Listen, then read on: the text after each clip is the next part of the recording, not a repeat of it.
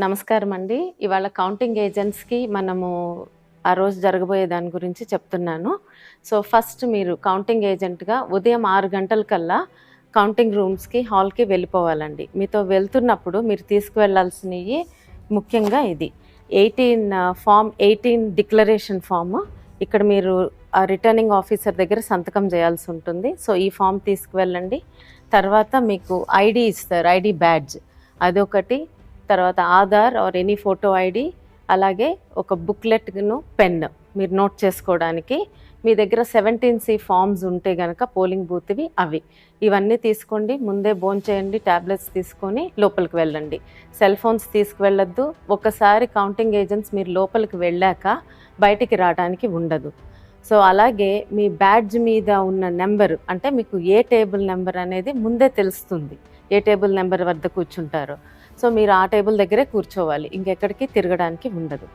So ఇప్పుడు లోపలికి వెళ్ళాక కౌంటింగ్ హాల్ సెటప్ గురించి చెప్దాము. సో మీరు లోపలికి సైన్ చేసి వెళ్ళాక, ఇలా హాల్లోకి వెళ్ళాక ఇదంతా రెడ్ కలర్లో ఉన్నది ఫెన్స్ ఉంటుందండి. అంటే దీని లోపల ఓన్లీ ఎలక్షన్ కమిషన్ అపాయింట్ చేసిన వ్యక్తులు మాత్రమే ఉంటారు. మీరు కౌంటింగ్ ఏజెంట్గా కూర్చునేది ఈ ఫెన్స్ బయట. ఇక్కడ చైర్స్ ఉంటాయి మీకు. మీ టేబుల్ నెంబర్ ఏదో చూసుకోండి, ఇలా 1 2 3 దాని ఎదురుగా వెళ్ళి అక్కడ కూర్చోవాలి. సో ఫస్ట్ రోలో జాతీయ పార్టీలకు సంబంధించిన వాళ్ళు కూర్చోవచ్చు, సెకండ్ రోలో స్టేట్. సో ఇక్కడ కూర్చుని మీరు నోట్ చేసుకుంటారు ప్రక్రియ అయ్యే వరకు. సో నెక్స్ట్ వచ్చేసి ఇక్కడ 14 టేబుల్స్ ఉంటాయి. సో ఇది ఎమ్మెల్యే సెటప్ ఒకటి ఉంటుంది, ఎంపీకి ఒక కౌంటింగ్ హాల్ ఉంటుంది. సో 2 కౌంటింగ్ హాల్స్ ఉంటాయి. సో ఎక్కడైనా సరే 14 టేబుల్స్ ఉంటాయి. ఈ 14 టేబుల్స్లో ఒక్కొక్క టేబుల్ వద్ద మీకు ఒక కౌంటింగ్ సూపర్వైజరు, కౌంటింగ్ ఆఫీసరు, ఒక అబ్జర్వరు ఉంటారనమాట. అలాగే ఒక రిటర్నింగ్ ఆఫీసర్ ఉంటారు, ఒక అసిస్టెంట్ రిటర్నింగ్ ఆఫీసరు, మన ఏజెంట్, ఇంకొక ఏజెంట్. ఇక్కడ ఈ అసిస్టెంట్ రిటర్నింగ్ ఆఫీసర్ దగ్గర కూడా ఎమ్మెల్యేను, ఎంపీ ఏజెంట్స్ ఉంటారు. అలాగే మీకు పోస్టల్ బ్యాలెట్స్ అది జరుగుతుంటే అదే పోస్టల్ బ్యాలెట్ టేబుల్ దగ్గర కూడా మన ఏజెంట్, ఎమ్మెల్యే కానీ ఎంపీ ఏజెంట్ కానీ ఉంటారు. సో ఇది సెటప్. ఇప్పుడు కౌంటింగ్ ప్రక్రియ గురించి అండి. సో మొదట కౌంటింగ్ అనేది పోస్టల్ బ్యాలెట్స్తో మొదలవుతుంది.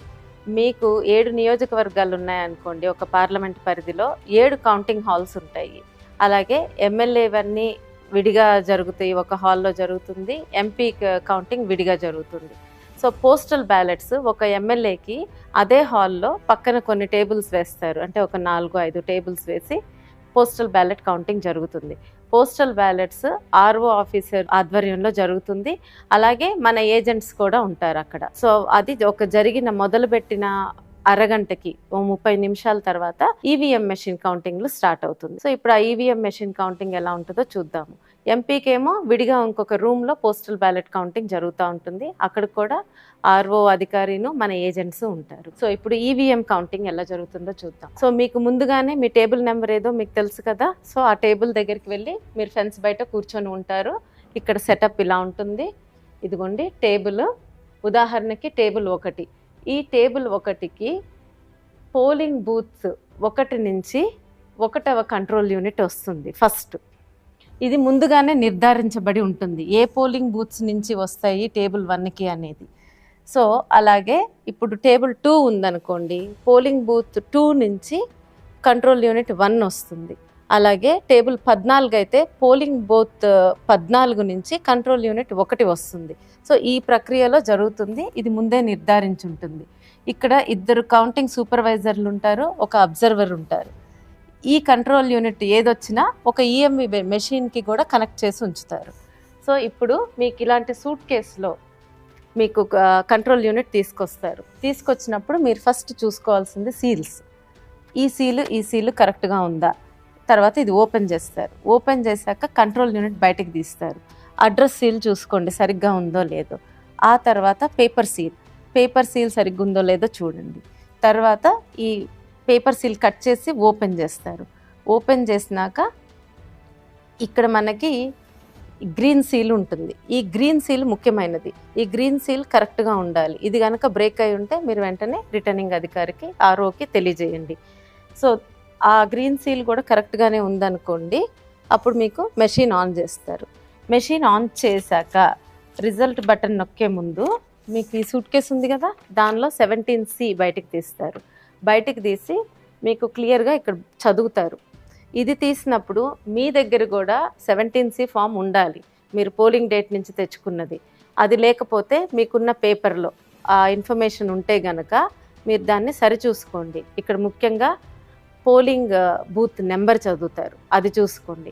ఆ తర్వాత నెక్స్ట్ కంట్రోల్ యూనిట్ నెంబర్ చదువుతారు, అది కూడా మీతో సరిగ్గా ఉందో లేదో చెక్ చేసుకోండి మీ దగ్గర ఉన్న 17Cలో. తర్వాత టోటల్ ఓట్స్, అంటే ఆ బూత్లో టోటల్ ఓట్స్ ఎన్నైనాయో చూపిస్తారు, ఆ నెంబర్ కూడా మీరు నోట్ చేసుకోండి. ఫస్ట్ ఇవి మీరు చేయాల్సింది. తర్వాత ఈ గ్రీన్ సీల్ సరిగ్గానే ఉంది అనుకున్నాక ఈ బటన్ నొక్కుతారనమాట. ఈ బటన్ నొక్కగానే మీకు రిజల్ట్స్ కనిపించడం మొదలవుతాయి. సో రిజల్ట్స్ వస్తున్నప్పుడు ఫస్ట్ మీకు పోలింగ్ తేదీ కనిపిస్తుంది, నోట్ చేసుకోండి. తర్వాత టోటల్ నెంబర్ ఆఫ్ ఓట్స్ కనిపిస్తాయి. ఆ టోటల్ నెంబర్ ఆఫ్ ఓట్స్ మనకి ఇప్పుడు ఈ 17Cలో మీరు ముందు చూసుకున్నారు కదా, ఆ ఓట్స్ నెంబర్ కరెక్ట్ టాలీ అవ్వాలి. ఒకవేళ అది టాలీ అవ్వలేదనుకోండి, వెంటనే ఆర్ఓ ఆఫీసర్కి తెలియజేయండి. అప్పుడు టాలీ అవ్వకపోతే ఆయన వచ్చి ఆ మెషిన్ని మళ్ళీ పక్కకు తీసుకువెళ్తారనమాట. తీసుకువెళ్ళి మీరు ఆ రౌండ్ ఖాళీగా ఉంటారు. తర్వాత ఈ రిజల్ట్స్ స్టార్ట్ అవుతాయి, కనిపించడం స్టార్ట్ అవుతుంది. మీకు ఆ క్యాండిడేట్ 1, 2, 3 నోటా వరకు రిజల్ట్స్ డిస్ప్లే అవుతాయి. మీరు ప్రతిదీ మీ క్యాండిడేట్ది ముఖ్యంగా చూసుకొని అన్నీ నోట్ చేసుకోండి, నోటాతో సహా నోట్ చేసుకోండి. ఇవన్నీ ఏం ప్రాబ్లం లేకుండా జరిగిపోతే మీరు నోట్ చేసుకుంటున్నట్టే ఈ కౌంటింగ్ సూపర్వైజర్ కూడా 17C పార్ట్ 2 ఫిల్ చేస్తూ ఉంటారు, మీతో పాటు అన్ని రిజల్ట్స్ నోట్ చేస్తారు. మీకు ఒకవేళ రిజల్ట్స్ మళ్ళీ చూడాలనుకుంటే రిటర్నింగ్ అధికారిని అడిగితే ఆర్ఓని మీకు మళ్ళీ రిజల్ట్ బటన్ నొక్కితే మళ్ళీ అన్నీ కనిపిస్తాయి. ఒకవేళ ఇదంతా సవ్యంగా అయిపోయింది, అందరూ అగ్రీ అయ్యారనుకోండి, ఒప్పుకుంటే మీకు కౌంటింగ్ సూపర్వైజర్ 17C పార్ట్ 2 సంతకం పెట్టమని అడుగుతారనమాట.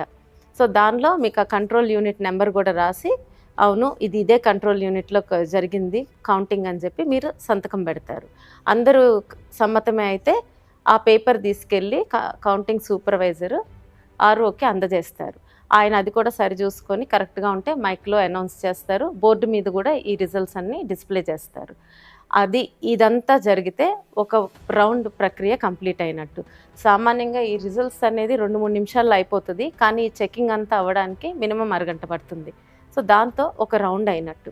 ఆ రౌండ్ అయిపోయాక నెక్స్ట్ ఈ అనౌన్స్ చేసిన పేపర్ ఈ 17C పార్ట్ 2ని ఇంకొక ఆఫీసర్కి ఇస్తారు. అది ఫామ్ 20లో ఇదన్నీ భద్రపరుస్తారు. ఫామ్ 20ని బట్టే మనకి తర్వాత క్యాండిడేట్స్కి అందించేది, దాన్ని బట్టే మన డిక్లేర్ చేసేది రిజల్ట్ని. సో ఇప్పుడు ఇదంతా అయిపోయాక మళ్ళీ మీ టేబుల్కి పోలింగ్ బూత్ 1 నుంచి సెకండ్ కంట్రోల్ యూనిట్ వస్తుందన్నమాట. సో అట్లా రెండో రౌండు ఆ నియోజకవర్గంలో ఉన్న పోలింగ్ బూత్స్ అన్ని కంట్రోల్ యూనిట్స్ అయిపోయే వరకు ఈ ప్రక్రియ కొనసాగుతుంది, అన్ని రౌండ్స్ అవుతాయి. మొత్తం నియోజకవర్గంలో అన్నీ అయిపోయినాయి అనుకోండి, మీకు లాస్ట్లో ఒక వీవీప్యాట్ మెషిన్ ఒక 5ని లాటరీ సిస్టంలో తీస్తారు. తీసి ఇక్కడే మీకు పక్కన ఇంకొక గదిలో మీ అందరికి కనిపిస్తుంది, అక్కడే వాటిని కౌంట్ చేస్తారు. ఆ పేపర్ స్లిప్స్ అన్నీ కౌంట్ చేస్తారు. అవి దానికి సంబంధించిన కంట్రోల్ యూనిట్లో నెంబరు సరిగ్గా ఉందనుకోండి, దాంతో కౌంటింగ్ ప్రక్రియ కరెక్ట్గానే ఉందని నిర్ధారిస్తారు. సో ఇప్పుడు ఏమేమి సమస్యలు రావచ్చు, ఒకవేళ మీకు ఈ కంట్రోల్ యూనిట్స్ తెచ్చినప్పుడు సీల్స్ సరిగ్గా లేకపోయినా, ఏ సీల్ లేకపోయినా రిటర్నింగ్ అధికారికి ఆర్ఓకి తెలియజేయండి. సో ఈ గ్రీన్ సీల్ వరకు బాగానే ఉంటే మీకు యాక్చువల్లీ ముందు కంటిన్యూ చేస్తారు. ఒకవేళ గ్రీన్ సీల్ బ్రేక్ అయి ఉందనుకోండి, ఆర్ఓకి తెలియజేయండి. ఆయన అది తీసుకువెళ్ళి ఆ కంట్రోల్ యూనిట్ తీసుకువెళ్ళి దానికి సంబంధించిన వీవీప్యాట్ మెషిన్ని తెప్పిస్తారు. అదంతా ఈ కౌంటింగ్ అయిపోయాక చేస్తారు. లాస్ట్లో తెప్పించి దానిలో స్లిప్స్ కౌంట్ చేసుకుంటారు.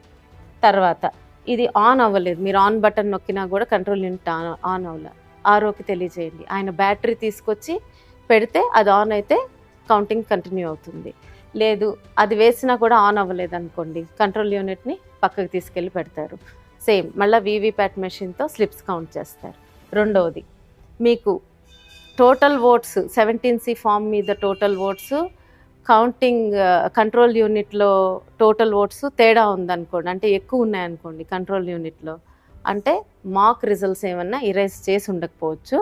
ఆ యూనిట్ని కూడా తీసుకువెళ్ళి రిటర్నింగ్ అధికారి ఆర్ఓ టేబుల్ మీద పెడతారు. దానికి సంబంధించిన వీవీప్యాట్ మెషిన్ని కూడా తెచ్చి దానిలో ఉన్న బ్లాక్ ఎన్వలప్లో పాతవి ఉంటాయి మాక్ రిజల్ట్స్, అవి కౌంట్ చేసి దాని వరకు సబ్ట్రాక్ట్ చేస్తారనమాట. అప్పుడు రిజల్ట్ అనౌన్స్ చేస్తారు. ఇవన్నీ మీకు ఆర్ఓ టేబుల్ దగ్గర ఉన్న మన ఏజెంట్ చూసుకుంటారు. ఏం ఇష్యూ వస్తున్నా కూడా ఆయన దీని గురించి లెటర్ రాయడము, రిపోర్ట్ చేయడం అన్నీ ఆయన చూసుకుంటూ ఉంటారు. మీరల్లా ఇక్కడ ఉన్నవి చూసుకుంటే సరిపోతుంది ఏజెంట్గా. ఈ టేబుల్ మీద జరిగేది తేడా ఉంటే ఆర్ఓ ఆఫీసర్కి తెలియజేయటం. సో ఇవి అండి వచ్చే ఇష్యూస్. ఏమన్నా మీరు దయచేసి కౌంటింగ్ ప్రక్రియ మొత్తం కంప్లీట్ అయ్యే వరకు హాల్లోనే ఉండండి. పొరపాటున మనకి మెజారిటీ వస్తుందనో ఇంకేదన్నా విషయమనో వదిలేసి బయటికి రావద్దు. మీకు ఇంకా ఏదన్నా డౌట్స్ ఉన్నాయనుకోండి, మీరు ఎలక్షన్ కమిషన్ ఆఫ్ ఇండియా ఇచ్చిన హ్యాండ్ బుక్లో చూసుకొని రిఫర్ చేసుకోండి, లేదా మీ సీనియర్స్ని ఎవరైనా అడిగి తెలుసుకోండి.